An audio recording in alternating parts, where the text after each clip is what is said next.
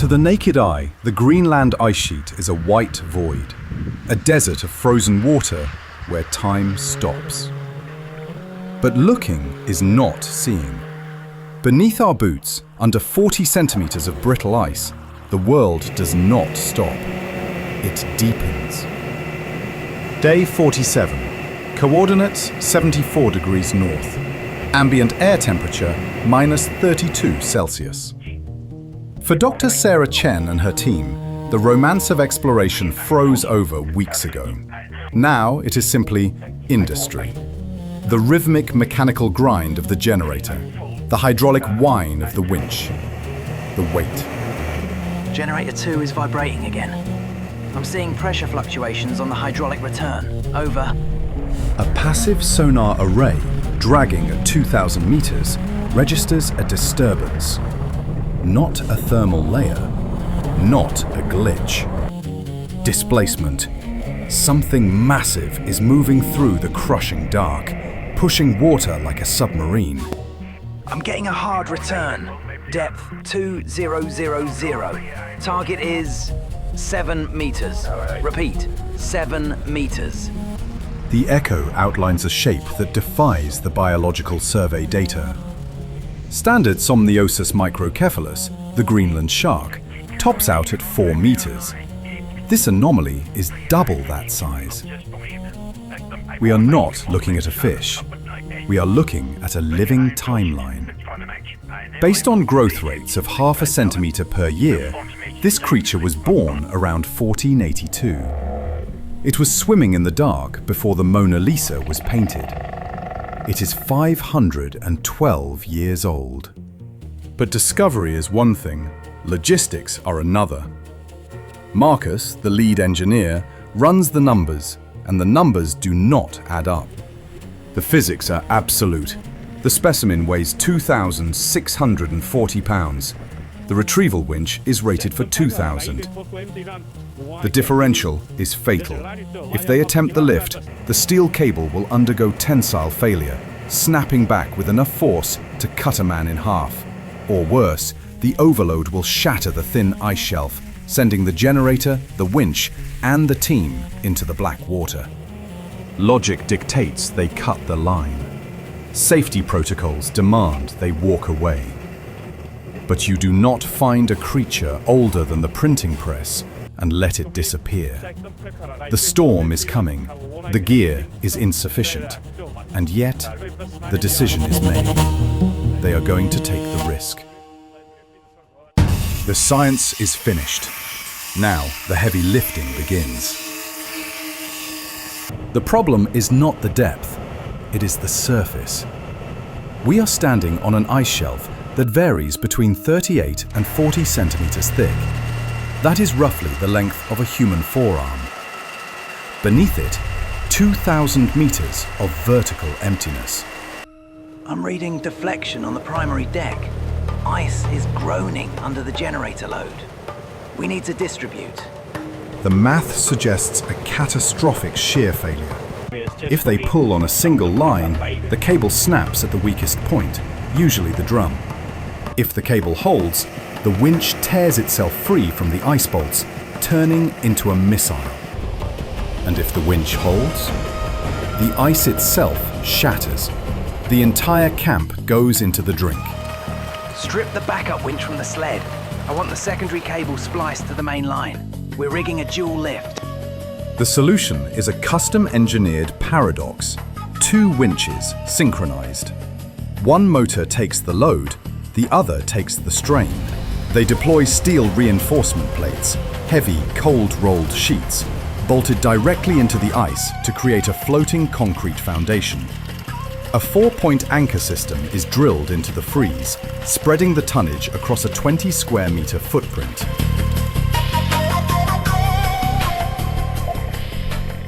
Braided steel lines 20 millimeters thick running through snatch blocks and pulleys. The plan is to trick gravity, to make the ice think the shark weighs half as much as it does. Hydraulic fluid is cold. Viscosity is high. If we push the motors too hard, we blow a seal. We have to finesse this.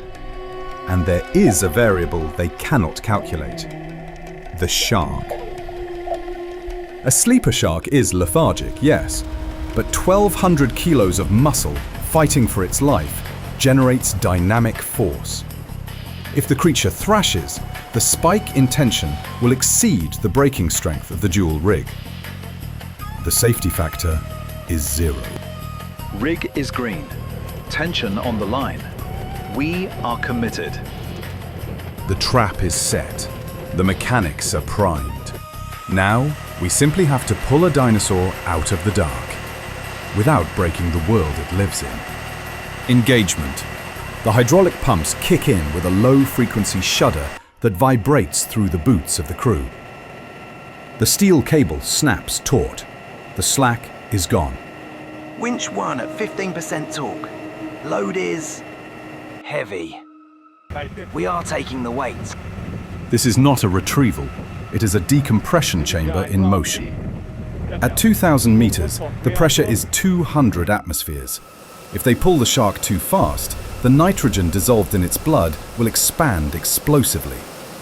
Barotrauma. The creature would boil from the inside out before it ever breached the surface. To keep the specimen alive, the Ascent is throttled. The target speed is excruciating. 10 meters per hour in the critical zones. Depth 1990. This is going to be a long night. Keep the coffee coming. The hours bleed into one another. The Arctic sun dips, casting long blue shadows across the ice. But the work does not stop. The winch drum turns, slow, relentless, grinding. It is a battle of endurance. Outside the tent, the barometer is crashing. A storm front, predicted for day 50, is accelerating. The wind chill drops to -40. Inside, the heat is rising. The dual-winch system is running hot, the hydraulic fluid thinning as the temperature spikes. I'm reading heat on the primary motor casing. We need to cycle the cooling packs. Don't let it seize. Down there, in the net, the shark is calm. Sensors report a heart rate of 6 beats per minute. It is rising through the water column like a sleeper waking from a centuries-long dream. But up here, the machine is dying. The gears grind. The ice shelf vibrates. The margin for error has evaporated. Depth 500 meters, approaching the thermocline. Wind is picking up. I can feel the platform shifting. 18 hours of continuous load. The metal is fatigued. The men are fatigued. And as the shark enters the final ascent, the ice beneath the winch begins to make a sound that isn't mechanical. It's the sound of a fracture finding its path. Dawn breaks on the horizon, and at 0600 hours, the water breaks too. It does not look like a fish. It looks like a geological formation rising from the deep. First, the skin, coal black, textured like ancient weathered stone. Then the eyes. They are milky white, useless orbs with 3-inch parasitic copepods dangling from the corneas. She is blind. She has been navigating the darkness since the Renaissance without sight. Visual contact. Target is massive. Repeat, massive. Stand by for transition to air. This is the most dangerous second of the mission. In the water, buoyancy supports the creature's mass. As she breaches the surface, that support vanishes. The load on the cable instantly jumps from dynamic drag to 1.2 tons of dead weight. The physics strike immediately. As the tail clears the water, the ice beneath the winch platform emits a sound like a gunshot. We're losing integrity. Fracture line forming at the base of the generator. It's running toward the anchors. A fissure zippers across the white floor, 3 meters long. The ice shelf is failing under the point load. The winch is sinking forward, tilting into the hole it is creating. Simultaneously, the primary cable screams. It is a high-pitched, pinging sound, the audio signature of individual steel strands snapping inside the braid. The wire is unraveling. It is at 98% of its tensile limit. Cable is fraying! I'm seeing stress fractures on the drum! Engage the emergency backup! Dump the load to the secondary anchor points, now! Marcus throws the hydraulic divert lever. He is no longer trying to lift, he is trying to keep the machine from tearing itself apart. The hydraulic fluid hits the backup winch with a violent shudder. The load is redistributed across all 4 anchor points in a split second. The groaning of the ice becomes a constant, deafening roar. The team freezes.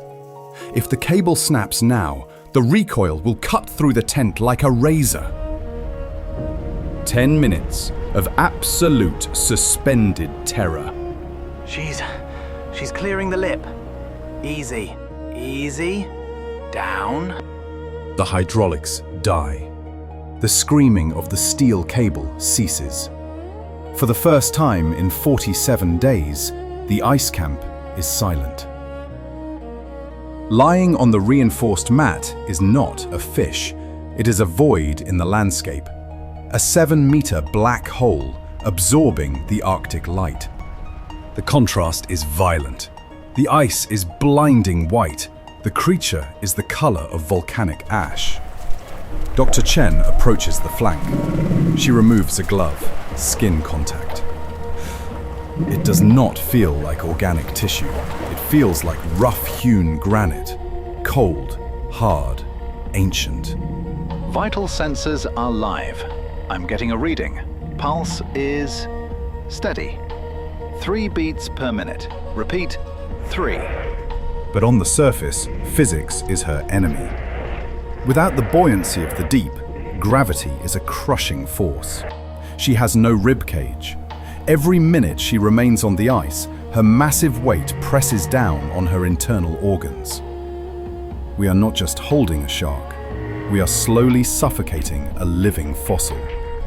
We are burning daylight. Start the sampling protocol. I want a dorsal biopsy and eye scrapings. You have 18 minutes before necrotic damage begins. Go. The team moves with the precision of a pit crew. There is no sentimentality here, only data extraction. Tape measures snap across the hull of the beast. 7.3 meters, 1,247 kilograms. A biopsy punch cores a sample of skin from the dorsal ridge. This tiny plug of flesh holds the answer to the Hayflick limit, the genetic code that tells cells when to stop dividing. Chen moves to the head. The eyes are milky, clouded by the parasitic copepods, Ommatocoita elongata, that have clung to her corneas for decades. They are blind passengers on a blind vessel. The shark does not flinch. She does not thrash. She waits, with the terrifying patience of something that has outlived empires. Wind speed increasing to 40 knots. Visibility dropping. The window is closing. We need to get her back in the water now. The sampling is done. The data is secured, but the victory is fragile. We have stolen a secret from the year 1482, but the Arctic demands a price. The storm is no longer a forecast, it is an arrival, and we still have to slide a 1.2-ton dead weight back into the abyss before the ice shelf breaks apart completely. Gravity is a cruel constant. Getting 1.2 tons of biology onto the ice was an act of violence against physics. Putting it back is an act of desperation. The wind chill is now -50. The hydraulic fluid in the winches is thickening to sludge. Ramp is slick. Inflate the bladders. We need a cushion, or she'll crush her internal organs on the slide. She hits the water with a sound that is swallowed by the howling wind. Splashdown. For a moment, she floats, a dark island in the slush. Then, the thermal shock of the deep water wakes the machine. Release the harness. She's thrashing. Get clear. The tail kicks, a burst of kinetic energy, and just like that, The anomaly is gone. Sensors attached to the dorsal fin transmit a final telemetry packet. Depth, 50 meters. Pulse, stabilizing. She is returning to the pressure she understands. By the time the team dismantles the generator, she will be back at 2,000 meters, ghosting through the dark. 3 hours later, the evacuation helicopter lifts off. The storm erases the camp in minutes. The ice sheet becomes a blank slate again. The humans flee. The shark remains. 6 months later, sterile conditions. The chaos of the Arctic is replaced by the hum of a mass spectrometer. The biopsy samples tell a story that defies medical logic. In human cells, age is a degradation. Telomeres shorten. Errors accumulate. We rust. The shark's DNA shows near zero senescence. Her repair mechanisms are 400% more efficient than a human's. She does not just survive time, she ignores it. The data suggests that unless she encounters a net or a propeller, she does not die of old age. She simply grows, slowly, forever. We went looking for a monster. We found a mirror. She was swimming when the New World was discovered. She will likely be swimming when our cities are dust. In the end, the encounter lasted 30 minutes. But in the deep, silent dark, the clock never really started.